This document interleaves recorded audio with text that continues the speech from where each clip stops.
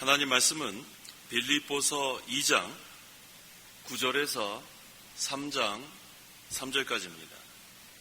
빌립보서 2장 9절부터 봉독하겠습니다. 그러므로 하나님께서 그분을 지극히 높여 모든 이름 위에 뛰어난 이름을 주셨으니 이는 하늘에 있는 것이나 땅에 있는 것이나 땅 아래에 있는 것들의 모든 무릎을 예수님의 이름 앞에 꿇게 하시고 모든 입이 예수 그리스도를 주님이시라 고백하게 하여 하나님 아버지께 영광이 되게 하셨다. 그러므로 나의 사랑하는 자들아, 너희가 항상 순종한 것 같이 내가 함께 있을 때뿐 아니라 지금 내가 없을 때에도 더욱 두려움과 떨림으로 자신의 구원을 힘써서 이루어라. 너희 안에서 행하시는 분은 하나님이시므로 그분의 기쁘신 뜻을 위하여 너희로 자원하여 행하게 하신다. 너희는 모든 일을 불평과 분쟁이 없이 하여라. 이는 너희가 흠없고 순전하여 어그러지고 부패한 세대가 가운데서 책망받을 것이 없는 하나님의 자녀가 되어 세상에서 하늘의 별들처럼 빛나게 하려는 것이다. 너희가 생명의 말씀을 붙들어 그리스도의 날에 내가 자랑하게 하여라. 이는 내가 헛되이 다름질하지 않았고 헛되이 수고하지도 않았기 때문이다. 너희의 믿음의 희생 제물과 봉사 위에 나를 부어드리는 제물을 드린다 하더라도 내가 기뻐하고 너희 모두와 함께 기뻐할 것이다. 이와 같이 너희도 기뻐하고 나와 함께 기뻐하여라. 18절까지 봉독했습니다. 우리 거기 이 목사님 강에서 대지를 보시면 제2장은 효주, 이 효주의 뜻은 주를 본받은 그런 뜻입니다. 첫째 대지는 겸손으로 봉사하라. 둘째 대지는 예수의 마음을 품어라. 셋째 대지는 주의 마음을 품은 자를 존귀케 함. 넷째 대지는 항상 구원을 이루라. 다섯째 대지는 주를 본받은 두 사람, 그 두 사람이 바로 디모데와 에바브로 디도입니다. 자, 이 시간 증거의 말씀의 제목은 자신의 구원을 힘써서 이루어라. 한번 따라해 보세요. 자신의 구원을 힘써서 이루어라. 그것이 바로 그 2장 12절의 말씀을 근거로 했습니다. 그러므로 나의 사랑하는 자들아, 너희가 항상 순종한 것 같이 내가 함께 있을 때뿐 아니라 지금 내가 없을 때에도 더욱 두려움과 떨림으로 자신의 구원을 힘써서 이루어라. 이 말씀을 근거로 했습니다. 2장 9절에서 11절. 9절.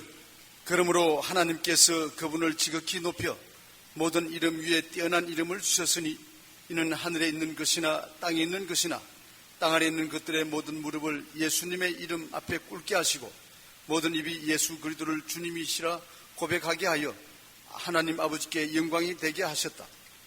예수 그리스도께서 오늘 새벽에 증거한 대로 낮아지셨어요. 하나님이신 예수 그리스도께서 인간의 그런 지극히 낮은 자리까지 내려오셨습니다. 예수님이 낮아지심이 있으면 그 다음에 높아지심이 있습니다. 십자가 다음에는 부활이 있습니다. 그래서 예수님을 높여주신 하나님께서 이 예수님의 마음을 품고 주님을 본받는 자 다 높여주세요. 이번에 우리가 예수님의 마음 두 가지라고 했죠. 죄인까지 사랑하는 마음, 희생하는 마음. 그 다음에 낮아지면 우리 하나님께서 반드시 높여주는 날이 있게 됩니다. 그래서 하나님께서 예수님을 지극히 높여 모든 이름 위에 뛰어난 이름을 주셨다고 했어요. 이 예수님의 이름은 능력의 이름입니다. 그래서 하나님께서 예수님을 닮아가고자 하는 자, 예수님을 따라가고자 하는 자들은 이와 같이 높여주신다는 거예요. 그 다음에 또 모든 무릎을 예수님의 이름 앞에 꿇게 하셨다고 했어요. 우리 요셉을 예를 들면 이 요셉이 무슨 힘이 없어요. 근데 요셉은 하나님을 경외하는 자였어요. 하나님 앞에서 죄를 짓지 않으려고 애를 많이 썼습니다. 그러니까 하나님께서 결국은 요셉을 하나님의 구원운동에 크게 사용하셨어요. 그 다음에 이집트의 총리 대신이 돼서 모든 무릎, 이집트의 모든 백성이 그 요셉의 무릎 앞에 꿇을 수밖에 없는 그것을 우리가 알게 됩니다. 그 다음에 모든 입이 예수 그리스도를 주님이라 고백하게 했다고 했습니다. 이거 얼마나 하나님의 능력이 큽니까? 모든 입이라고 했죠? 결국은 예수님만 주님이라는 것을 고백할 수밖에 없는. 그래서 우리 예수님께서 죄인들을 위하여 이 세상에 오시고 그 다음에 사랑하시고 희생하신 다음에 죽으셨어요. 이 희생이 죽었다는 거예요. 지극히 낮아졌습니다. 하지만 하나님께서 이 예수님을 높여주셔서 결국은 예수님의 이름이 모든 이름보다 뛰어난 이름이 되고 모든 권세들이 예수님 앞에 무릎 꿇게 하시고 그 다음에 이 예수님이 주님이다 고백하게 하신 거예요. 12절 12절 그러므로 나의 사랑하는 자들아 너희가 항상 순종한 것 같이 내가 함께 있을 때뿐 아니라 지금 내가 없을 때에도 더욱 두려움과 떨림으로 자신의 구원을 이루어라. 자, 이제 그러므로 합니다. 그 앞절에 이어서 이제 모든 입이 예수 그리스도를 주님이라 고백하게 하여 하나님 아버지께 영광이 되게 하셨다. 자, 이제 우리가 어떻게 해야 되는가? 예수님을 우리가 따라가야 돼요. 예수님 닮아가는 방법 여기 잘 증거되고 있죠. 그래서 바울이 교회에 있을 뿐 아니라 그 다음에 없을 때에도 구원을 이뤄나가라. 구원을 이뤄나가라. 계속해서 구원을 이뤄나가라. 이 구원은 죄에서 건지다는 거예요. 이거는 단번에 되는 거예요. 우리 다 구원 받았어요? 우리 다 죄에서 하나님 건져주셨단 말이에요. 그런데 구원을 이루어나가는 것은 죄에서 점점 벗어져 나오는 거예요. 이 차이를 알아야 합니다. 구원받은 것은 단번에 예수님 믿으면 벌써 우리는 구원 다 받았습니다. 근데 구원을 이루어나가는 것은 점점 죄에서 벗어져 나오는 거예요. 그러니까 구원을 이루어나간다는 걸 너무 어렵게 생각하지 마요. 어디에서 점점 벗어져 나오는 거예요? 죄에서 점점 벗어져 나오는 거. 이게 바로 구원 이루어나가는 겁니다. 그래서 우리가 지금 구원은 받았는데 아직 우리에게는 죄성이 남아있어요. 이 부패성 이거 아주 못됐습니다. 이 부패성이 못된 거예요. 그래서 이것 때문에 죄를 지기 때문에 구원을 이뤄나간다는 것은 점점 죄에서 벗어져 나와야 돼요. 그럼 어떻게 해야 돼요? 부패성을 제거해 나가야죠. 부패성 가지고는 이 구원을 못 이뤄나가요. 옛사람을 벗어야 새사람을 입을 수 있습니다. 어둠의 행위를 그쳐야 빛의 갑옷을 입을 수 있는 거예요. 옛사람 위에다가 입는 게 아니라 옛사람은 벗고 새사람이 입는 거예요. 어둠의 행위는 벗어버리고 빛의 갑옷을 입는 거예요. 그래야 우리가 예수 그리스도를 옷 입어 나가는 거예요. 이게 바로 구원을 이루어 나가는 거예요. 이 구원을 이루어 나간다는 거 이게 참 귀한 진리입니다. 이거 제가 지난번에도 말씀드렸지만 미국이나 영국에서 이거 가지고 설교하는 거 못 들어봤어요. 성화해라는 말은 많이 들어봤어요. 성화, sanctification. 그럼 뭐 미국이나 영국에서 이 설교 많이 들었는데 구원을 이루라는 설교는 제가 이 목사님 통해서 배운 거예요. 여러분들이 구원 이루어나가는 거 아시겠어요? 잘 요번에 배우세요. 구원 받았다는 것은 단번에 이루어진 거예요. 예수 믿으니까 우리 다 구원 받았어요. 죄에서 다 벗어져 나왔단 말이에요. 근데 구원을 이루어나가는 것은 점점 또 죄에서 벗어져 나가야. 왜? 우리에게 뭐가 있기 때문에? 부패성이 있기 때문에. 욕심, 죄성 다 같은 거예요. 그래서 우리가 이 구원을 이뤄나가려면은 여기 뭐라고 했습니까? 더욱 두려움과 떨림으로 그랬어요. 더욱 두려움과 떨림으로. 이건 무슨 말이에요? 하나님 앞에서 이루어나가. 하나님 앞에서. 내 힘으로 안 된다는 거예요.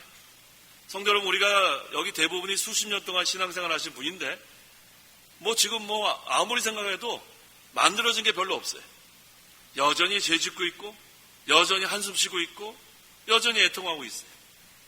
우리 힘으로는 안 되는 거예요. 그래서 더욱 두려움과 떨림으로 그건 하나님 앞에서 하나님의 능력을 힘입어서 우리가 또 힘을 써야 돼요. 그 힘쓰는 건 또 우리가 할 일입니다. 하나님께서 힘쓰는 자에게 능력을 더하시는 거예요. 그래서 우리가 이번 기회를 통해서 오늘 제목이 그래서 자신의 구원을 힘써서를 제가 넣었어요. 힘써서. 하나님의 능력으로 하지만 힘쓰는 자에게 하나님의 능력 주십니다. 그래서 우리가 자신의 구원을 힘써서 이뤄나가는 게 주입니다. 그 다음에 또 우리가 이 구원을 이뤄나간다는 것은 몸의 구속이라고 또 할 수 있어요. 몸의 구속. 우리의 영혼은 다 거듭났습니다. 단번에. 우리가 예수 믿는 자들은 성령께서 말씀으로 단번에 거듭나게 하고 이 몸의 구속도 마찬가지예요. 육신이 죄 가운데서 점점 벗어져 나오는 거예요. 그러니까 이게 육신이 자꾸 죄를 지는데 그것도 우리가 구원을 이뤄 나가야 점점 벗어져 나오는 거예요. 그게 바로 몸의 구속입니다. 그래서 그게 얼만큼 죄에서 벗어져 나오고 우리가 세 사람 믿는 생활 잘해서 만들어졌는가, 그것이 나중에 하늘나라 가는 거예요. 그래서 우리가 구원은 다 받았어요. 예수 믿으면. 근데 하늘나라에는 어떤 자가 있나 보세요. 마태복음 5장 19절. 19절. 그러므로 누구든지 이 계명들 가운데 가장 작은 것 하나라도 버리고 사람들을 그렇게 가르치는 자는 하늘나라에서 가장 작다고 불릴 것이다. 그러나 누구든지 그것을 행하고 또한 가르치는 자는 하늘나라에서 크다고 불릴 것이다. 예수님을 믿기만 하면 다 구원 받습니다. 그런데 행하지도 않고 가르치지도 않으면 그냥 구원만 받은 거예요. 그런데 구원을 잘 이루어간 사람은 하늘나라에서 크다고 불릴 것이다. 자기가 먼저 말씀대로 순종하고 그 다음에 또 가르쳐야 돼요. 성도 여러분, 가르쳐야 돼요. 자기 구원만 이루는 게 아니고 가르치는 일도 해야 됩니다. 가르치는 일이 반사가 될 수도 있고 교육자가 될 수도 있고 그 다음에 나가서 전도할 때도 이거 다 가르치는 거 포함되는 거예요. 그래서 우리가 자기 스스로 구원도 이뤄나가고 그 다음에 전도도 하고 그 다음에 다른 사람의 생명을 살려나가야 믿음의 진보가 있다고 했죠. 그래야 우리가 큰 자가 될 수 있습니다. 13절. 13절. 너희 안에서 행하시는 분은 하나님이심으로 그분의 기쁘신 뜻을 위하여 너희로 자원하여 행하게 하신다. 네, 여기 두 가지 중요한 거죠. 기쁘신 뜻을 위하여, 하나님 뜻을 위해서 우리가 구원도 이뤄나가고 주의를 하는 거예요. 그 다음에 자원하여 하는 거 좋아합니다. 자원하는 거. 성도 여러분, 억지로 하는 게 좋아요? 자원하는 게 좋아요? 오늘 이번에 사경에 억지로 왔어요? 자원해서 왔어요? 벌써 하나님 인정받은 거예요. 그러니까 안 갈라 그랬는데 자꾸만 어떤 집사님 옆구리 꾹꾹 찔리면서 가자고 그랬어요? 그래서 오신 분 안 계세요? 그래도 괜찮아요. 그래도 일단 온 거는 잘한 거예요. 근데 그거보다는 이번에 좀 은혜를 받아야 되겠다, 이번에 좀 잘못한 거 회개하고 좀 새로 힘을 좀 내야 되겠다, 그래서 오는 하나님 기뻐하십니다. 그래서 하나님의 뜻대로 그 다음에 자원해서 하는 거 참 하나님 기뻐하세요. 그래서 우리는 어떤 환란이 와도 계속해서 구원 이뤄나가야 돼요. 환란이 와도 끝까지 하나님께서 인정하실 때까지 우리가 힘써서 구원을 이뤄나가야 합니다. 14절. 14절. 너희는 모든 일을 불평과 분쟁이 없이 하여라. 네. 그런데 우리가 자신의 구원을 힘써서 이뤄나가고 그 다음에 전도도 하고 진리도 세워나가고 이럴 때 항상 마귀가 방해를 해요. 그래서 마귀가 방해하면서 하는 수법이 있어요. 여기 두 가지죠. 마귀의 수법이 뭐예요? 14절에 두 가지 뭐가 나왔어요? 불평과 분쟁. 이게 바로 마귀의 수법이에요. 이 전략이 뻔해요. 그래서 우리 교회 생활할 때 불평하는 사람들, 누구한테 지금 지는 거예요? 마귀한테 지는 거예요. 입에서 뭐가 나와야 됩니까? 감사가 나와야지, 감사가. 근데 벌써 입에서 이러쿵 저러쿵 불평 나오는 건 벌써 마귀 시험에 넘어갔습니다. 그 다음 또 한 가지 뭡니까? 분쟁. 교회는 하나가 돼야 돼. 예수님의 마음. 근데 세력이 있다. 그러면 안 돼요. 혼자서는 사람들이 좀 이렇게 약한데 한 두세 사람 또 서너 사람 모이면 용감해져요. 혼자서 찍소리 못하다가 사람들 모이면 그때부터 막 불평하고 막. 그러니까 우리가 이 두세 사람 모여서 그 다음에 항상 불평하면 거는 마귀한테 지는 거예요. 두세 사람 모이는 곳에 누가 함께 하신다고 그랬어요? 예수님이 함께 하신다고 그랬는데. 그러니까 두세 사람 모이는 곳에 불평하는 거는 예수님이 빠져 있는 거예요. 잘 생각하세요. 앞으로 두세 사람 모일 때 잘 보라고요. 서너 사람 모일 때 불평을 하고 있는가 유익한 말을 하고 있는가 아시겠어요? 이제 또 보시란 말이에요. 두세 사람 서너 사람 모였을 때 불평을 얘기하고 있는지 유익한 말을 하고 있는지. 자, 불평하는 사람들 그때 누가 빠져 있어요? 예수님 빠져 있단 말이에요. 두세 사람 모이는 곳에 내가 너희와 함께 한다 그랬는데 거기서 불평하는 건 마귀의 시험에 넘어간 거고 그 다음에 거기서 유익한 말 그건 벌써 예수님이 함께 하시는 거예요. 그렇게 판단하시면 돼요. 아시겠어요? 그렇게 하면 됩니다. 그래서 너희는 모든 일을 불평과 분쟁이 없이 하여라. 이거 무슨 얘기예요? 예수님과 함께 하라는 게 예수님과 함께 하라. 두세 사람 모이는 곳에 내가 너희와 함께 하겠다. 그렇게 하면 항상 그건 성경대로만 모든 걸 할 수 있어요. 그렇게 되면 뭐 당파도 생기지 않아요. 고린도 교회에 무슨 파가 있었어요? 아볼로파, 또 게바파, 또 바울파. 근데 왜 그렇게 생겼어요? 아볼로가 좋으니까 아볼로파 된 거고, 그 다음에 베드로가 좋으니까 베드로파 된 거고, 그 다음에 바울이 좋으니까 바울 따라가는. 그러니까 우리 교회 생활에서 누구가 좋다 그러면 안 돼. 누구가. 나는 저 목사님이 더 좋아. 교회는 그렇게 하면 안 돼요. 아시겠어요? 난 저 장로님이 제일 좋아. 나는 저 집사님이 제일 좋아. 그럼 속으로 좋아라고, 속으로. 입 밖에 내지 마요, 입 밖에 내지 마. 속으로 좋아하는 거 제가 뭐라고 그러겠어요? 근데 사람들 모이는 데서, 난 저 목사님은 뭐가 좋고 좋은데, 저 목사님은 저래서 싫어. 그게 벌써 불평불만이 나오는 거예요. 그러니까 우리가 마음속에 생각하는 건 회개하로 끝날 수 있는데, 입 밖에 일단 나오게 되면, 그 다음에 시험거리가 됩니다. 그래서 너희는 모든 일에 불평과 불만이 없이 하여라. 누가 함께 하시면 불평, 불만이 없어요? 예수님 함께 하시면. 그래서 항상 이 두세 사람 모일 때 조심해야 돼, 두세 사람. 혼자 있을 때는 찍소리 못하는 사람이 두세 사람만 모이면 왜 이렇게 용감해지는지 모르겠어요. 뭐가 어떻다, 뭐가 어떻다. 그러면 안 됩니다. 자기 마음을 지키세요. 그래야 항상 우리가 예수님을 모시면 두세 사람 모이는 곳에 항상 감사가 나오고 항상 유익한 그런 대화를 할 수가 있게 됩니다. 그 다음에 15절. 15절. 이는 너희가 흠없고 순전하여 어그러지고 부패한 세대 가운데서 책망받을 것이 없는 하나님의 자녀가 되어 세상에서 하늘의 별들처럼 빛나게 하려는 것이다. 우리 말세는 언제부터 언제까지가 말세예요? 예수님 초림부터 예수님 재림까지가 말세인데, 이 말세가 어떤 세대라고 했습니까? 15절에 어그러지고 또 부패한 세대라고 했어요. 이게 문제죠. 우리가 지금 이런 세대를 살고 있어요. 말세, 어그러지고 부패하고. 근데 여기에서 우리는 어떻게 해야 되냐면 흠없고 순전해야 된다고 했어요. 이 세대는 지금 어그러지고 부패했는데 우리는 흠없고 순전해야 되고, 또 그 다음에 책망받을 것이 없어야 돼요. 이게 얼마나 힘들겠나 생각해봐요. 이 세대랑 우리가 같이 이렇게 쓱 흘러나가면은 부딪힐 게 없는데, 이 세대는 어그러지고 부패했는데 우리는 흠도 없어야 되고 순전해야 되고 책망받을 것이 없으니까 부딪히게 되는 거예요. 이 세상의 풍조와 나는 아무 문제 없이 잘 가고 있습니다. 그 문제 있는 거예요. 믿음을 지키려면은 경건하게 살고자 하면 뭐가 있다고 했어요?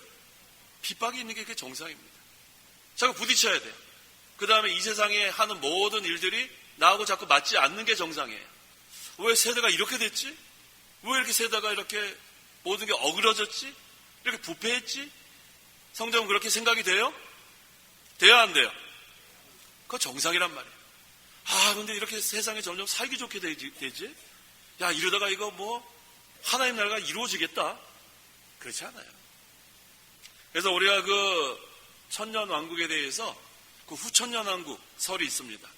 그 후천년 왕국 설이 뭐냐 하면 점점 세상이 복음화돼서 마지막엔 전체가 다 하나님 나라가 이루어진다는 게 후천년 왕국 설이에요. 그게 맞는 것 같아요? 맞는 것 같아요? 안 맞아요. 세상이 악해지면 더 악해지지 점점 복음화돼서 세상이 하나님 나라가 완전히 이루어지지는 않습니다. 그래서 그거 받아들이지 않아요, 우리는 그러한 하나님 나라가 아니라 우리 심령에 이미 임한 하나님 나라, 또 우리 가정에 이루어진 하나님 나라, 그 다음에 우리 교회에 이루어진 하나님 나라로 점점 이 말세에 어그러지고 부패한 세대지만 빛을 발하는 거예요. 그게 우리가 하는 사명이에요. 전체가 다 하나님 나라가 될 수는 없어요. 왜? 그러면 하나님의 심판이 임하지 않겠죠. 하나님의 심판이 임한다고 했는데 그러면 전체가 다 하나님 나라인데 어디를 심판해요? 그거 아니에요. 그래서 마지막 때는 이 좁은 길로 가는 사람의 숫자는 적을 수밖에 없습니다. 그 길이 어때요? 협착하고 험하기 때문에 그 수는 많을 수가 없습니다. 하지만 끝까지 어그러지고 부패한 세대라 할지라도 우린 좁은 길을 걸어가야 돼요. 그래야 거기는 뭐가 있어요? 생명이 있습니다. 넓은 길은 멸망의 길이라고 하지 않았어요. 하지만 좁은 길은 생명으로 인도하는 길인 줄 알고 우리가 이 어그러지고 부패한 세대를 할지라도 우리는 좁은 길을 걸으며 흠없고 순전하고 책망받을 것이 없는 하나님의 자녀로 살아가라는 것이 이 사도 바울이 지금 여기서 증거합니다. 그렇게 되면 어떻게 되는가? 환한 빛이 돼요. 환한 빛. 하나님의 자녀는 빛의 자녀니까 여기 15절 하반절에 세상에서 하늘의 별들처럼 빛나게 하라는 것이다. 우리는 빛이 되어야 돼요? 이미 빛이에요? 이미 빛이란 말이에요. 빛. 근데 그 빛이 희미하냐 환하냐 그 차이예요. 하나님의 자녀는 전부 다 빛의 자녀이기 때문에 전부 다 빛을 바랍니다. 성도 여러분, 희미해요? 아니면 환해요? 지금 대답 못할 줄 알았어요. 깜빡깜빡 지금 막 꺼질까 말까 그러고 있어요? 요번에 사경을 통해서 다시 좀 불을 지피세요. 환한 빛이 돼서 이제 내려가서는 흠도 없고 순전하고 하나님께 책망받을 것이 없는 빛의 자녀로서 우리가 살아갈 수 있도록 여기서 기도 많이 하고 말씀으로 무장돼서 이제 우리가 힘을 좀 내야겠습니다. 16절 너희가 생명의 말씀을 붙들어 그리스도의 날에 내가 자랑하게 하리라. 이는 내가 헛되이 다름질하지 않았고 헛되이 수고하지도 않았기 때문이다. 여기서 생명의 말씀은 성경 말씀입니다. 하나님의 말씀. 왜? 생명을 살리는 말씀 아니에요. 생명. 하나님의 말씀은 살았고 그랬죠. 살았고. 하나님의 말씀은 살았고 한 것이니 이 말씀 자체가 살은 것도 있지만 생명을 살린다는 그런 말이에요. 그래서 생명의 말씀은 성경 말씀이에요. 하나님의 말씀. 그래서 너희가 생명의 말씀을 붙들어 그랬습니다. 붙들어. 우리는 말씀을 붙들고 나가야 돼요. 기도할 때도 말씀을 붙들고 기도해야 돼요. 자기의 정력대로 기도하면 그건 쓸데없는 기도고 말씀을 붙들고 기도하는 것. 우리 어제 저녁에 뭐에 대해서 증거했죠? 제목 뭐였어요? 어제 저녁. 몇 시간 안 지났는데 왜 대답을 못해? 네? 제목이 뭐였어요? 어제 저녁. 선한 일을 시작하신 분께서 이루실 것이다. 오늘 새벽에 뭐 했습니까? 내게 사는 것이 그리스도시다. 내게 사는 것이 그리스도시다. 네 가지 뜻 다 기억나세요? 대답하셨어요. 한번 해보세요. 자, 내게 사는 것이 그리스도시다. 첫째, 어떤 뜻이에요? 그리스도 안에 사는 생활. 둘째, 그리스도의 생명으로 사는 생활. 셋째, 그리스도로 말미암아 사는 생활. 넷째, 그리스도의 능력으로 사는 생활. 이게 웬일이에요? 이거 어떻게 다 기억하고 계세요? 얼마나 좋아요? 내게 사는 것이 그리스도라는 것은 그리스도 안에서 사는 거예요. 그리스도 안에서. 그리스도의 생명으로 사는 거예요. 그리스도로 말미암아 사는 거예요. 그리스도의 능력으로 사는 거예요. 이거 얼마나 좋아요? 죽든지 살든지 우리는 주님의 것이다. 이거 얼마나 감사합니까? 그 다음에 이 시간은 뭡니까? 자신의 구원을 힘써서 이루어라. 이거 자꾸 이 말씀을 붙들고 기도하자는 거예요. 지금 왜 이렇게 대답할 수 있었냐면 그 말씀을 붙드는 거예요. 그 말씀 붙들지 않았으면 대답 어떻게 하겠습니까? 오늘 제가 아침에도 우리 청년한테 제가 물어봤어요. 내게 사는 것이 그리스도시다가 무슨 뜻이냐 했더니 뭐 지체치 않고 그냥 네 가지 대답 딱 하더라. 또 다른 청년한테 물어봤어요. 요번에 우리가 항상 두 가지 뭘 이렇게 기도해야 되냐 그랬더니 뭐 생각도 안 해요. 지혜와 청명이라는 거예요. 대답이 이렇게 나와야 돼. 왜? 그럼 말씀을 붙드는 거예요. 근데 뭐 이렇게 질문했는데 뭐 들은 것 같은데 뭐라고 그때 뭐 목사님 떠들어댔는데 제가 여기서 이렇게 얘기한 거를 그렇게 생각하면 안 된단 말이에요. 딱 들었으면은 그것을 붙들라는 거예요. 들은 다음에 흘러 떠내려 버리면 뭘 가지고 기도를 하겠어요? 뭘 가지고 우리가 하나님 일을 하겠어요? 아시겠죠? 예, 지금부터 잘 붙드세요. 지금까지 잘 붙드셨어요. 선한 일을 시작하신 분께서 이루실 것이다. 내게 사는 것이 그리스도시다. 그 다음에 이 시간은 자신의 구원을 힘써서 이루어라. 그래서 우리는 생명의 말씀을 붙들어야 됩니다. 언제까지? 그리스도의 날까지, 주님 오실 때까지 말씀을 붙들고 우리가 나가야 돼요. 그래서 이 교회도 마찬가지예요. 성도뿐만 아니라 교회도 말씀을 붙들고 나가야 됩니다. 이 교회가 오늘날 이 먹고 마시는 그런 모임으로 전락되면 안 됩니다. 먹고 마시는 것은 그냥 집에서 먹고 마시면 되는 거예요. 아니 뭐 친척들이랑 만나서 친구들이랑 만나서 먹고 마시면 되는 거고, 왜 굳이 이 교회 생활에서 가장 중요한 예배는 뒷전으로 하고 하나님 섬기는 거 뒷전으로 하고, 그러니까 먹고 마신 다음에 그 다음에 하나님 잊어버리면 그건 아무 소용없는 거예요. 우리는 이 교회 생활이 뭔지를 분명히 알아야 합니다. 이 신약시대의 교회는 하나님 나라예요. 신약시대의 교회는 하나님 나라다. 그래서 예수님께서 부활하신 다음에 승천하시기 전에 그 40일 동안 뭐에 대해서 가르쳐 주셨나 보세요. 사도행전 1장 3절 3절 그분께서 고난을 받으신 후에 그들에게 자신이 살아계심을 확실하고 많은 증거들로 보여주시고 40일 동안 그들에게 나타나셔서 하나님 나라에 관한 일들을 말씀하셨다. 예수님께서 가장 그 중요한 40일 동안 가르치신 게 하나님 나라에 관한 일들이라고 그랬어요. 그러니까 우리의 관심은 하나님 나라예요. 하나님 나라. 먹고 마시는 게 아니고 하나님 나라가 어떻게 해야 잘 될까? 어떻게 해야 더 확장될까? 하나님 나라가 우리의 관심이 돼야 돼요. 설교도 하나님 나라에 대해서 전해야 되고, 예수님이 하나님 나라에 대해서 전해놨으면 뭐 예수님 그대로 따라가야지 어떻게 합니까? 그래서 우리가 이 신약시대 교회는 하나님 나라예요. 하나님 나라가 이루어지도록 기도하죠. 주기도문에. 주기도문에 하나님 나라 임하달라고 기도해요? 해보세요. 어떻게 해요? 나라에 임하옵시며 그러잖아요.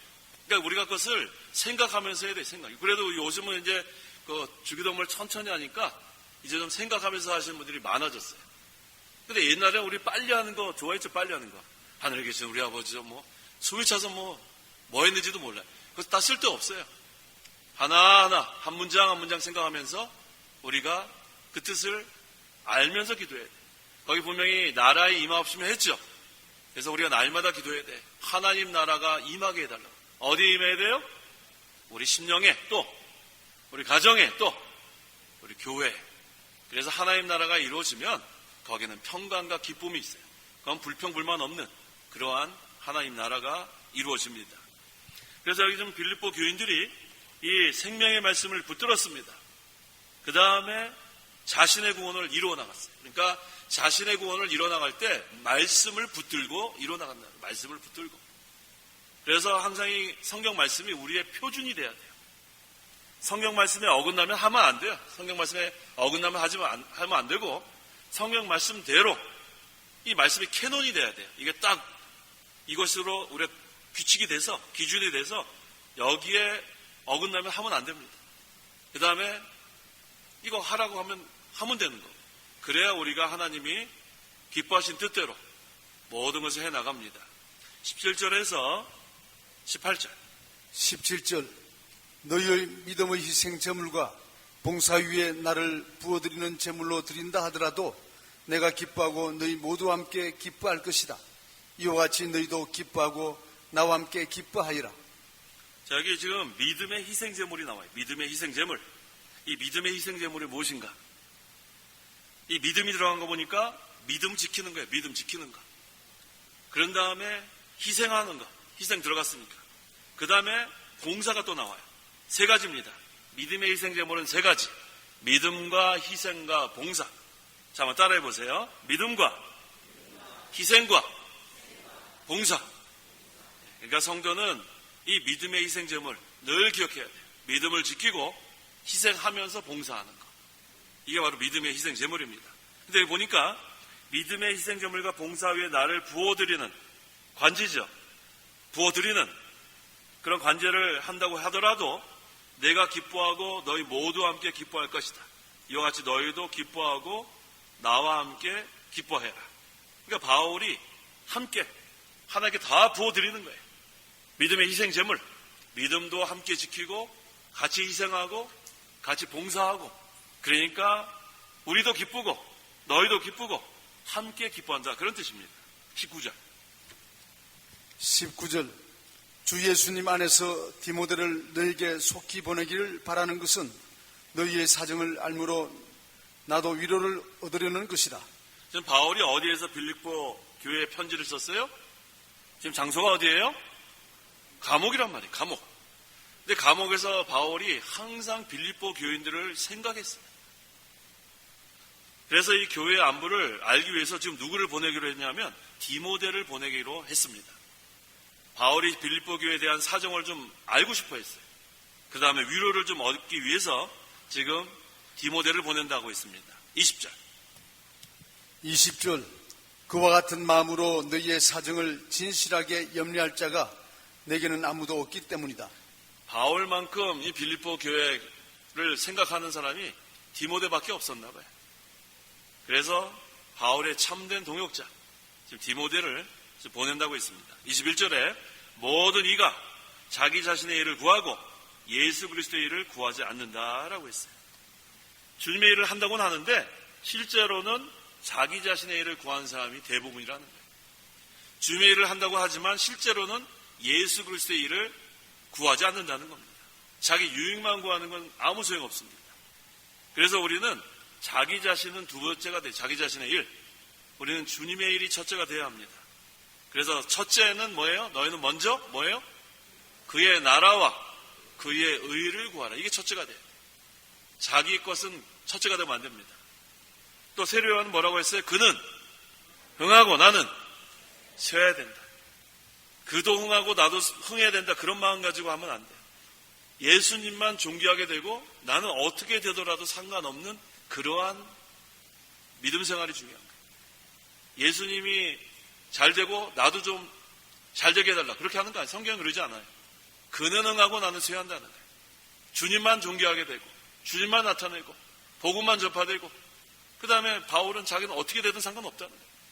그런 마음으로 우리도 신앙생활을 해나가면 하나님의 구원운동이 잘 됩니다. 22절. 22절. 너희가 디모데 연단을 아는 바와 같이 자식이 아버지에게 하듯 복음을 위해 그가 나를 섬겼다. 이게 바로 디모데와 사도 바울의 관계입니다. 디모데에게 사도 바울은 아버지와 같았어요. 디모데는 자식이 아버지에게 하듯 바울을 섬기면서 복음을 위해 끝까지 수고했습니다. 이 수고했다는 것은 어떤 뜻이냐면 종살이 했다는 게 종살이. 사도 바울과 디모데는 항상 종의 위치에서 충성했습니다. 주인은 누구예요? 하나님만 주인이 하나님. 그래서 수고했다는 거. 우리가 항상 주 안에서 수고한다고 했죠.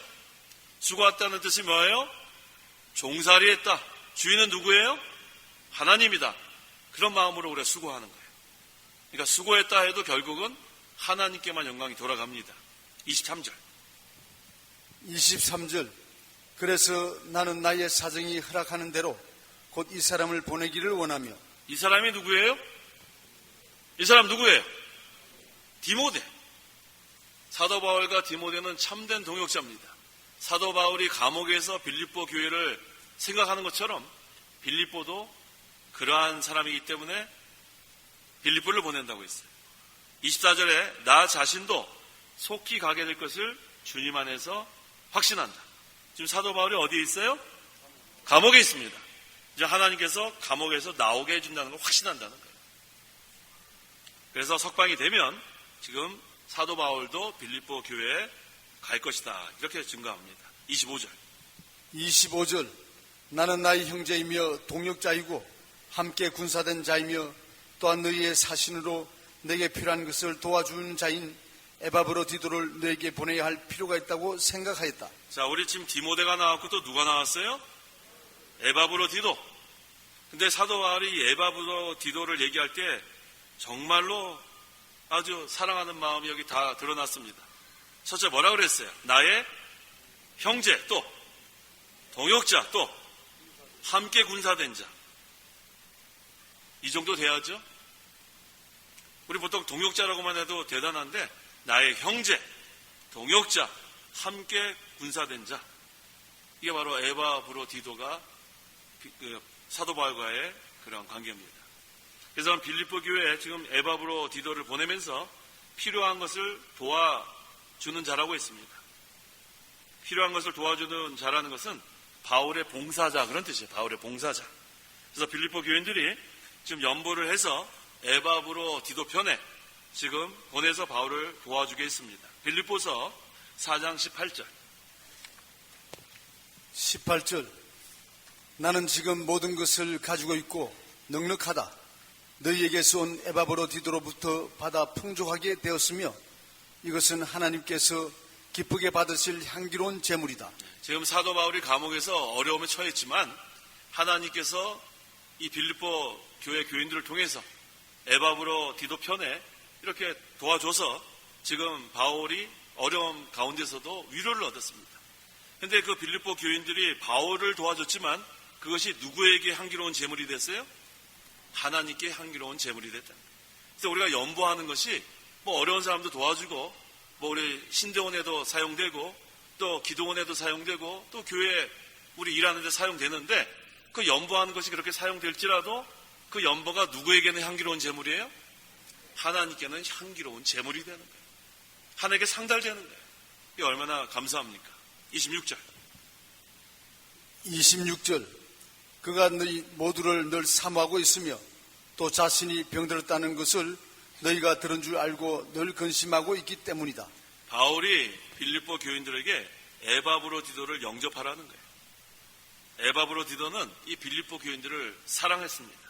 그래서 자기가 병든 소식을 빌립보 교인들이 들은 줄 알고 교인들이 걱정할까봐 근심하는 거예요.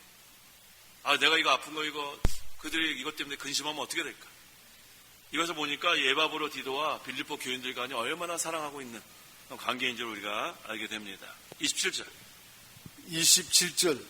그가 병들어 거의 죽게 되었으나 하나님께서 그를 긍휼히 이기시고 또한 나도 긍휼히 이겼어서 내가 근심 위에 근심을 갖지 않도록 하셨다. 지금 누가 병들어 죽게 됐어요? 거의 죽게 됐어요?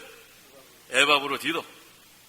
에바브로디도가 지금 거의 죽게 되었는데 하나님께서 그를 긍휼히 여기시고라고 했어요. 그를 불쌍히 여겼다는 거예요. 그래서 에바브로디도를 낫게 해줬습니다. 그래서 바울이 근심하지 않도록 해줬다고 했어요.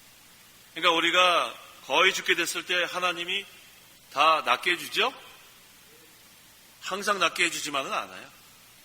그걸 우리가 여기서 잘 이해하세요. 하나님께서 긍휼을 베풀어 주시는데 어떤 사람은 네 사명이 여기까지다 하면 어떻게 하실까요? 여기까지다. 그럼 데려가시는 거예요. 그러니까 우리가 낙심하지 마세요. 왜 하나님께서 누구는 긍휼을 베풀어 주시고 누구는 데려가시고 사실은 데려가는 것도 긍휼을 베풀어 주시는 거예요. 이 세상 수고와 뭐 얼마나 힘든 일이 많습니까? 근데 하나님께서 그거 이제 멈춰라, 그만해라. 넌 그만큼 했으면 됐다. 이제 넌 영원한 안식을 누리면 된다. 그럼 어떻게 해야 되는 거예요? 그럼 데려가시는 거예요. 그렇게 생각하세요. 그래서 왜 하나님은 누구는 저렇게 오래 살게 하고 누구는 왜 이렇게 젊을 때 데려가고 그렇게 하지 마세요. 뭐를 마치면 데려가세요? 사명을 마치면 데려가시는 거예요. 사명 마치면. 그러니까 우리가 어떤 사람들은 좀 더 오래 좀 주의를 하라 와라 그런 사람은 뭐 오랫동안 사는 거예요. 오랫동안.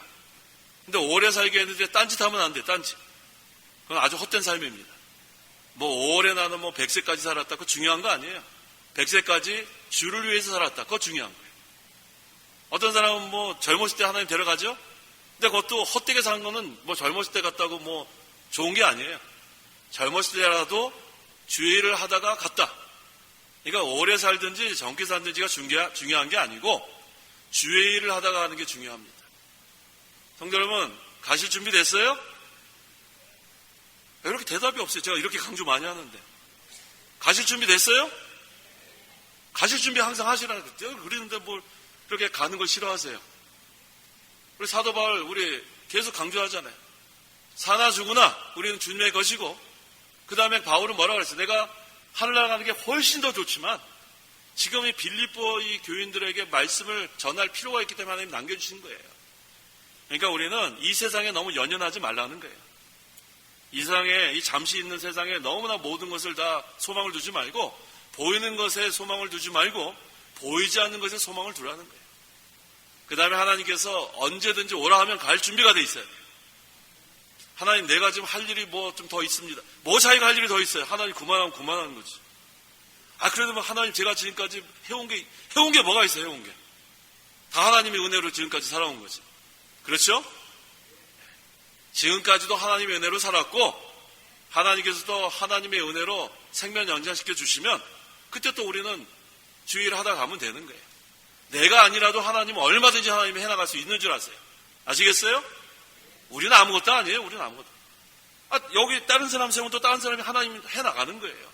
자기가 뭐라고? 자기는 아무것도 아니에요. 그러니까 나는 아무것도 아니다. 따라해보세요. 나는 아무것도 아니다. 그럼 겸손해지는 거예요. 뭐 자기 아니면 하나님 일을 못할 것 같아요?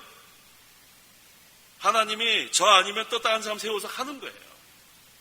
그래서 우리는 사람은 아무것도 아닙니다. 하나님께서 다 미리 다 준비하시고, 그러니까 내가 뭐 한다는 생각 다 버리세요. 내가 들어가면 안 돼. 내가 다 하나님께서 하신다. 선한 일을 시작하신 분이 이루실 것이다. 그저 우리는 하나님의 도구로서 그 자리에서 충성하다가 하나님 여기까지 있으면 됐다 하면 그 다음에 하나님 데려가셔야 됩니다. 그러한 마음으로 우리가 신앙생활을 하면 하나님께서 기뻐하십니다. 자, 그 다음에 28절. 28절. 그러므로 내가 그를 급히 보낸 것은 너희가 그를 다시 보고 기뻐하게 하고 내 근심도 들려는 것이다. 바울이 에바브로디도를 급히 보냈어요. 그것은 교인들로 하여금 그의 병이 나은 것을 보고 좀 기뻐하라는 거예요. 이게 하나님이 긍휼을 베풀어서 이제 에바브로디도가 병이 다 났습니다. 이제 그것 때문에 지금 빌립보 교인들이 걱정하고 있으니까 빨리 가라. 가서 좀 더 건강한 것을 알려주어라. 그런 뜻이에요. 29절. 29절.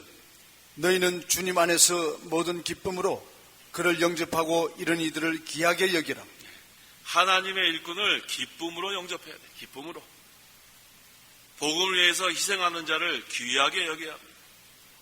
성도 여러분, 우리 목사님이나 우리 전도사님, 구역장님, 또 우리 지역장님 전화해서 신방 가겠습니다 하면 기뻐요? 두 사람만 기뻐요? 전화해서 이제 우리 언제 신방 좀 가겠습니다 하면 기뻐요? 세 사람 기뻐요? 다 기뻐하란 말이에요. 다 기뻐하란 말이에요. 아유, 오지 마세요. 저는 왜 신방을 오지 마세요 하는지 모르겠어요. 왜 오지 마세요? 그래요. 이제부터 이제 신방 온다 그러면 여기 뭐라 그랬어요? 너희는 주님 안에서 모든 기쁨으로 영접하라고 했죠. 아시겠죠? 아유, 우리 집엔 안 와도 돼요. 교회 잘 나가던데. 교회 잘 나오니까 가는 거예요. 교회 잘 나오니까. 한 번 더 보려고. 뭐 안 나온 사람만 신방하는 거 아닙니다. 그런데 그건 이제 신방 받는 사람의 입장이고, 신방하는 사람들도 가서 쓸데없는 얘기 하지 마요. 쓸데없는 얘기. 이 집 몇 평이에요? 그게 뭐가 중요해요? 몇 평인지. 이거 뭐 전세예요? 월세예요? 자기 집이에요? 그거 뭐가 그렇게 그게 뭐가 그렇게 궁금해요? 이제 좀 있으면 수능 보죠? 그 아이가 대학교 떨어졌어요? 붙었어요? 그런 거 묻지 마요. 요번에 재수예요? 삼수예요? 왜 그런 거 자꾸 물어보죠? 이게 바깥 양반 수입이 한 달에 얼마 벌어요? 다 쓸데없는 거. 그러니까 신방 오지 말라는 거예요. 신방 오지 말. 저 전도사님 오면 뭐 와서 자꾸 물어보니까 바쁜 일이 없어도 바빠요. 오지 마요. 그런단 말이에요. 그러니까 신방 가는 사람은 가서 잠깐 예배할 예배. 제가 지난번에 우리 지역장회 때도 예배 간단히 하라고 그랬어요. 간단히. 10분 내에 다 끝내라고 그랬어요. 거기 가서 사경회 하면 안 돼요. 거기 가서 1시간 동안 사경회 하고 찬송은 왜 3장이나 부르고. 그렇게 하지 말라는 거예요. 가서 찬송은 한 절만 해, 한 절. 4줄을 가까이 1절만 하고, 그 다음에 말씀은 간단히 해, 간단히. 하나만 전해, 하나만. 그 집에 필요한 말씀이 뭔가 다 형편 아니까. 그 다음에 또 이제 간혹 이렇게 식사 대접할 때 있죠. 그 다음에 식사 대접하고 그 할 때 식기도 하잖아요, 식기도.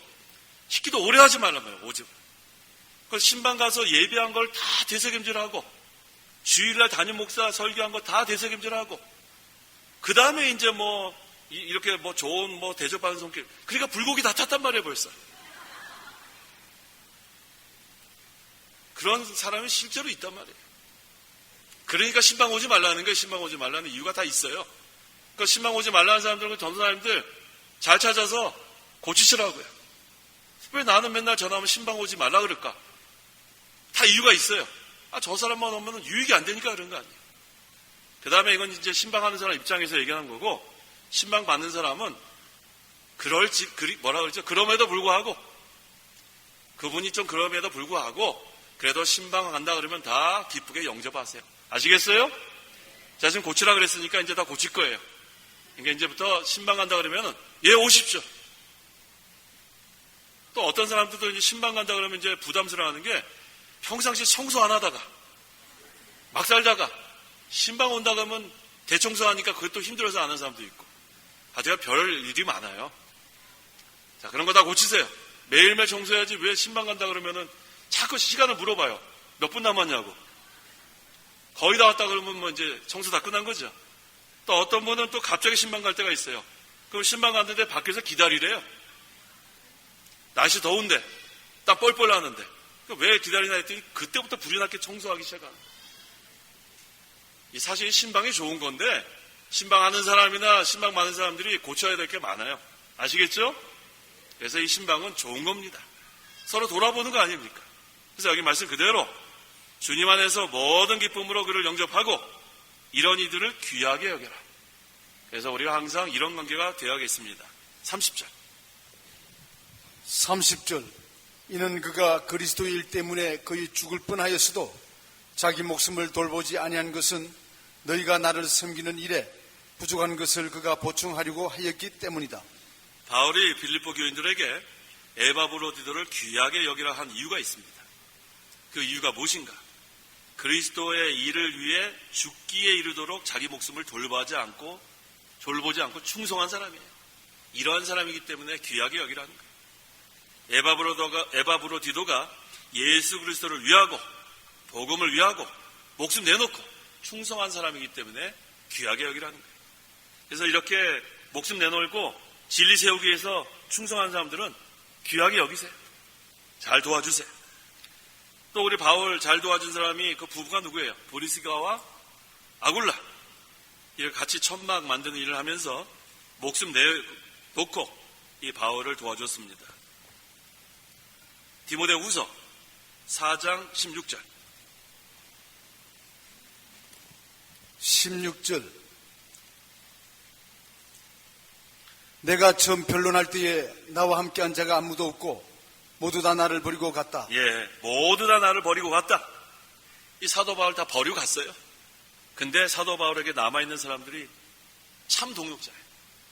그래서 동역자는 환난을 함께 통과한 사람이 동역자로 인정받는 거예요. 좋을 때 함께 있다고 동역자 아닙니다. 다 여기 뭐래요? 모두 다 나를 버리고 갔다. 환난이 있을 때 다 도망갑니다. 근데 환난 때 오는 사람이 동역자예요. 환난을 같이 통과하는 사람, 끝까지 진리를 세워나가는 사람, 그걸 우리가 동역자라고 할 수 있습니다. 자, 이제 3장 1절로 넘어갑니다. 자, 우리 3장, 우리 이 목사님 그 장면 보세요. 3장은 득주. 이 득주라는 것은 주를 얻음 그런 뜻입니다. 첫 번째 대지, 거짓 선지자를 삼가고 영적 신앙에 서라.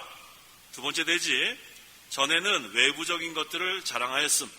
세 번째 대지, 그리스도의 영적 세계를 발견하고 전에 유익하던 것을 버림. 네 번째 대지, 그리스도의 부활의 권능과 고난에 참여하려고 노력함. 다섯 번째 대지, 다른 박질하라. 여섯 번째 대지, 십자가의 원수. 일곱 번째 대지, 우리나라는 하늘에 있다. 3장 1절. 1절. 마지막으로 나의 형제들아 주님 안에서 기뻐하여라. 너에게 같은 말을 되풀이해 쓰는 것이 내게는 수고롭지 않고 너에게는 안전하다. 예, 기뻐하라 그랬어요. 기뻐하라. 어디에서 기뻐하라? 주님 안에서 기뻐하여라. 주님 안에서 기뻐하여라. 너에게 같은 말을 되풀이해 쓰는 것이 내게는 수고롭지 않다 그랬어요. 계속 기뻐하여라. 기뻐하라. 사도 바울은 뭐 기뻐하라는 말 많이 했어요. 그거 수고롭지 않다는 거예요. 그래서 왜 이렇게 계속 기뻐하라, 주님 안에서 기뻐하라 이렇게 하는 것은 거짓 스승에 대한 경고예요. 왜 주님 안에 있어야 되는가? 성도가 이 거짓 스승들을 경계해야만, 여기 뭐라 그랬습니까? 너희에게는 안전하다. 주님 안에 거해야만 안전합니다. 거짓 할례자들, 참 할례자들, 여기 이제 남은 시간은 우리 거짓 할례자와 참 할례자에 대해서 증거하려고 합니다. 2절. 2절. 개들을 주의하고 악행하는 자들을 주의하며 거짓 할례자들을 주의하여라. 네, 개들을 주의하고라고 했죠. 그 당시에는 이 개들이 누구냐면 유대주의자들이에요. 유대주의자들을 주의해라. 왜냐하면 그 유대주의자들이 그 진리를 물고 찢었어요. 그 당시 유대주의자들이 아주 악했습니다. 근데 어느 시대나 이렇게 진리를 물고 찢는 그러한 자들이 있습니다. 이사야 56장 10절에서 11절. 10절. 그의 파수꾼들은 눈이 멀었고 모두 무지하며 모두 벙어리게 힘으로 짓지 못하고 꿈꾸며 눕고 잠자기를 좋아하는 자들이니 이 개들은 탐욕이 심하여 만족할 줄 모르며 그들은 지각이 없는 목자들이고 모두가 자기의 길로 향하며 각 사람이 자기 이익만 추구한다. 네, 여기 좀 벙어리개가 나오죠. 벙어리개. 여기 지금 이 이사야서에서의 벙어리개는 하나님의 종을 가리킵니다. 오늘날 하면 교육자겠죠. 그들이 탐욕을 가지고 자기 이익만 도모하면 뭐같이 돼요? 개와 같이 된다는 거예요. 개와 같이 된다. 탐욕이 심하여 만족할 줄 모르는 그러한 벙어리개. 진리는 선포하지 않고 자기의 이익만, 탐욕만 채우려고 하는 그런 것을 여기서 가리키고 있습니다. 개가 하는 사명이 뭐예요? 개. 짖어야 돼, 짖어야 돼. 도둑이 왔는데도 개가 쳐다만 보고 있으면 그건 벙어리개예요. 도둑이 지금 빼앗으려고 왔는데 멍멍 짖어야지, 멍멍. 그래가지고 경계해야 됩니다. 그래서 오늘날의 이 교육자는 벙어리개가 되면 안 돼. 파수꾼의 역할을 해야 돼. 도둑이 쳐들어온다. 짖어야 돼. 그 다음에 이단이 들어온다. 이단이다. 이단아 나가라. 그렇게 우리가 선포해야 돼요. 그래서 이 하나님의 교회 안에는 이단이 있어서도 안 되고 누룩이 있어도 안 됩니다. 그럼 하나님 나라가 이루어질 수 없어요. 누룩을 다 제거하고 이단을 다 내쫓고 그래야 하나님의 나라가 이루어집니다. 여기 보니까 이사야서에 개는 뭐를 좋아한다 그랬냐면 잠자기를 좋아한다. 개는 잠만 자요. 개 키워보셨어요? 개는 따뜻하면 그냥 누워 자요. 잠자기 좋아하는 거. 근데 이거는 어떻게 우리가 적용해야 되냐면 영적으로 깨어있지 않으면 이어갔다는 거예요. 영적으로 깨어있어야 돼요. 영적으로 깨어있고 신앙의 잠에 들면 안 됩니다. 신앙의 잠에 들면 이건 뭐 개와 다를 바가 없다는 거예요. 그 다음에 개는 탐욕이 많아요. 탐욕. 개는 자기 거 딱 있는데 그거 뺏으려고 하면 와 그런 건다고 이러는 거예요. 이 자기 거는 뭐 빼앗기지 않으려고 그래요. 그 다음에 이게 또 무섭죠. 개는 물고 찢습니다. 이게 사나운 게 잘못 걸리면요 물려요. 그래서 개는 이 귀한 진리, 보아 이거 뭐 아무리 줘도 몰라요. 그래서 이 거룩한 것을 개에게 주지 말라고 했습니다. 그래서 우리가 이러한 자들을 주의해라. 거짓 스승. 그 다음에 또 악행하는 자들을 주의하라고 했어요. 악행하는 자들. 악행하는 자들은 자기는 하나님의 일꾼이라 그래요. 난 교역자다. 그런데 믿음 지키지 않고 악행을 거침없이 하는 자들을 말하는 거예요. 이런 자들을 주의해야 돼요. 하나님의 나라는 어떻게 되든 상관없는 거예요. 자기의 탐욕만, 자기의 유익만 채우면 된다는 거예요. 그러니까 수단과 방법 가리지 않습니다. 양심은 벌써 다 어디다 갖다 버렸는지 몰라요. 그런 자들을 여기서 말합니다. 그 다음에 거짓 할례자. 그래서 거짓 할례자의 그 원어의 뜻은 절단한 자들 그런 뜻이죠. 절단한 자들. 하나님의 은혜를 버리고 그 다음에 인간적인 노력의 그런 산물인 의식적인 행위만 중요시하는 것. 이런 자들을 말합니다. 그래서 그 당시에 이런 자들이 누구냐 하면 유대주의자들이에요. 유대주의자들은 믿는 사람 아니에요. 자기네 그런 의식, 전통 뭐 그거 지키는 사람들이지 믿는 자라 할 수 없습니다. 하지만 그 가운데서도 예수 믿는 사람 있었습니다. 근데 이 유대주의자들은 교회에 많은 손해를 줬습니다. 많은 손해. 진리를 물고 뜯었습니다. 근데 그것이 어느 시대나 그런 자들이 있다는 거예요. 나도 목사다. 나도 교육자다. 근데 하는 일을 보면은 하나님의 운동에 손해를 주고 대적하고 방해하고 그럼 여기서 증거하는 이 말씀 그대로 우리가 생각이 날 수밖에 없어요. 이런 자들을 주의하라는 거예요. 하나님의 진리를 세워 나가는데 대적하는 자들, 손해를 주는 자들 그런 사람들을 주의하라는 그런 뜻입니다. 여기까지가 이제 거짓 할례자고 이제 참 할례자. 누가 참 할례자인가? 이쪽 줄 3절 읽어보세요. 이쪽 줄 잘 보세요. 이쪽 줄 3절 읽어보세요.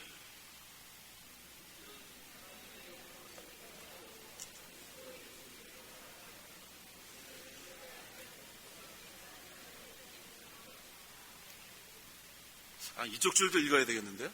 자, 이쪽 줄 3절 읽어보세요. 3절.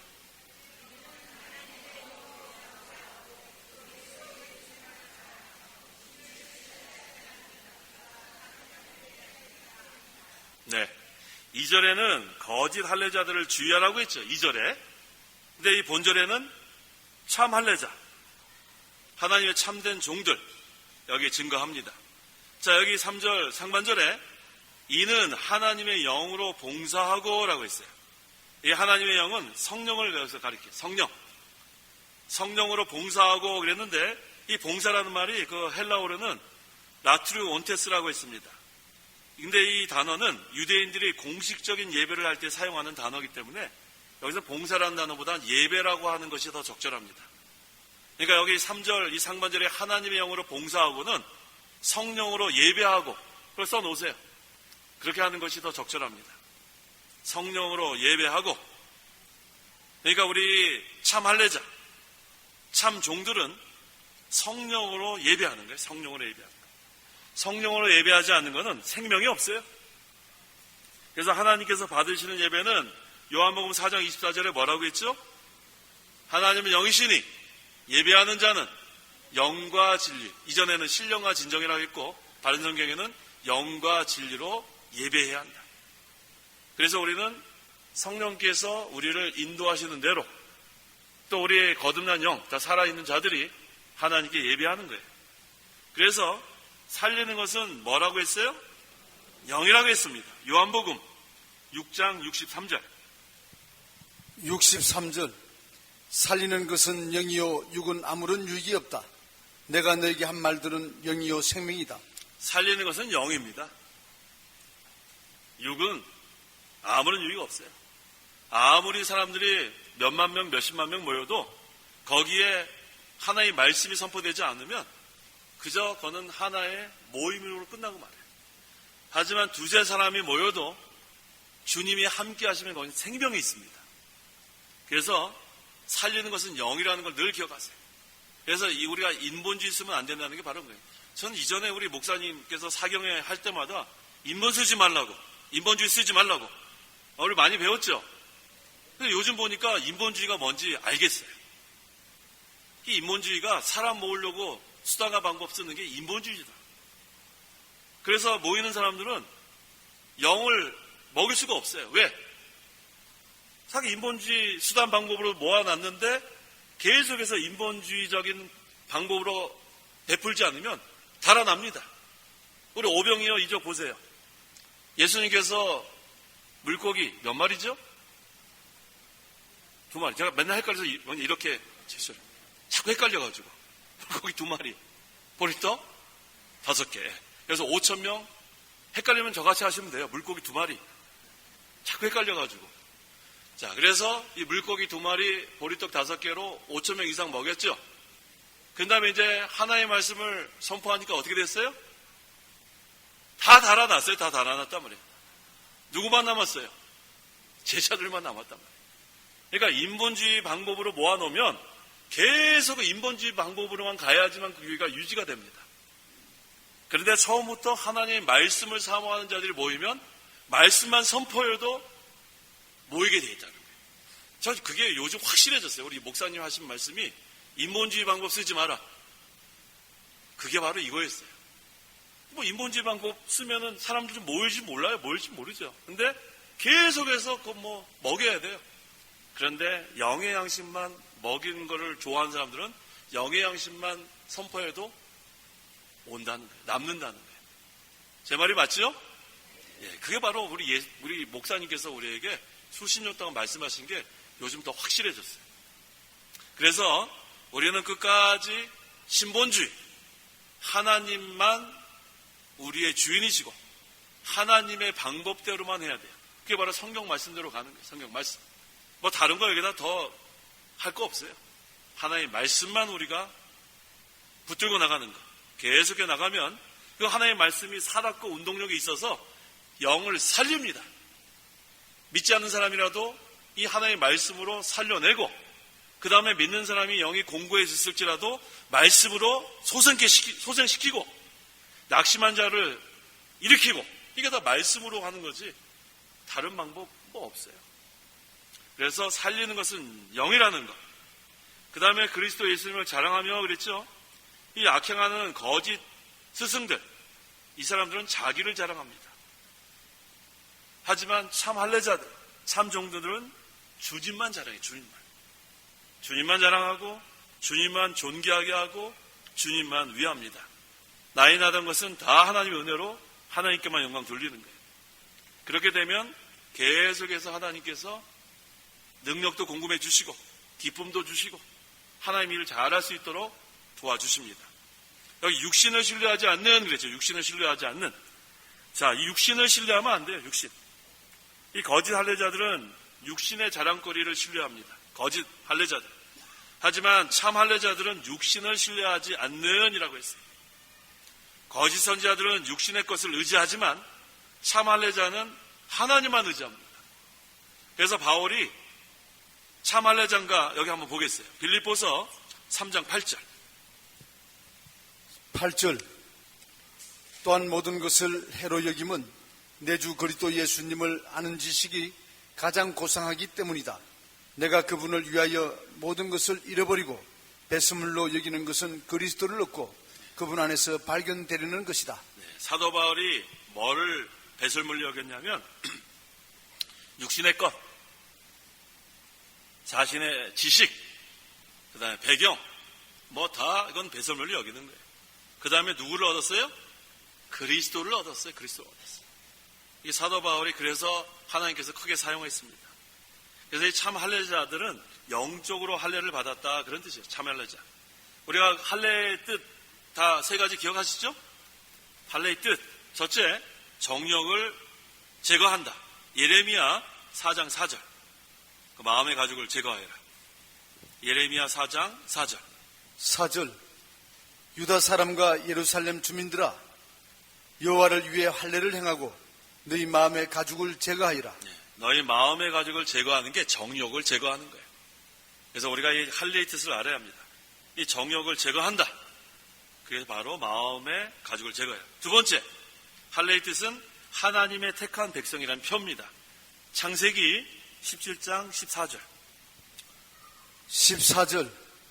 할례를 받지 않는 남자, 곧 자기 포피를 베지 않은 자는 그의 백성 중에서 끊어질 것이니 그가 내 언약을 깨뜨렸기 때문이다. 그래서 할례의 뜻은 하나님의 백성된 표다. 그런 뜻입니다. 세 번째, 할례의 뜻은 하나님의 언약에 참여했다는 그런 뜻이에요. 창세기 17장 13절. 13절. 너희 집에서 태어났든지 너희가 돈으로 샀든지 반드시 할례를 받아야 한다. 그렇게 하여야 나의 언약이 너희 몸에 있어 영원한 언약이 될 것이다. 영원한 언약이 될 것이다. 하나님의 언약에 참여한다. 그런 뜻이에요. 자, 할례의 뜻 세 가지 아셨어요? 예, 할례의 뜻 첫째가 뭐예요? 정욕을 제거한다. 두 번째, 하나님의 백성된 표. 세 번째, 하나님의 언약에 참여했다는 거예요. 그래서 여기 지금 우리가 참 할례자는 영적 할례를 받은 자라 그랬죠. 그러니까 여기 모이신 우리 성도 여러분들은 참 할례자들이에요. 참 할례자들. 그래서 여기 빌립보서 3장 3절에 있는 그 말씀이 참 할례자, 바로 저와 여러분입니다. 자, 3절 뭐라고 했어요? 하나님의 영으로 예배하고 그 다음에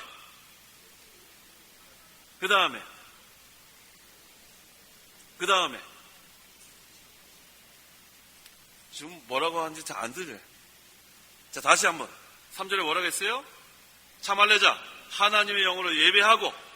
그래서 우리 이전에 이거 봉사하고를 이 바른성경 마지막 편에는 예배하고로 우리가 이거를 단어를 바꾼 거예요. 아까 그 봉사보다는 예배라는 단어가 더 적절합니다.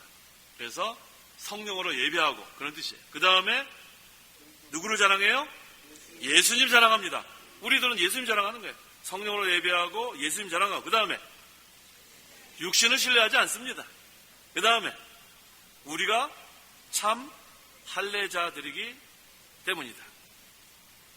자, 우리가 참 할례자 맞아요? 왜 거짓 할례자 없죠? 뭐 개 같은 사람 여기 하나도 없어요. 악행하는, 아까 거짓 할례자는 어떤 사람이라고 그랬어요? 2절에 개 같다 그랬죠. 개들을 주의하고 또 악행하는 자들. 그 다음에 이게 바로 거짓 할례자예요.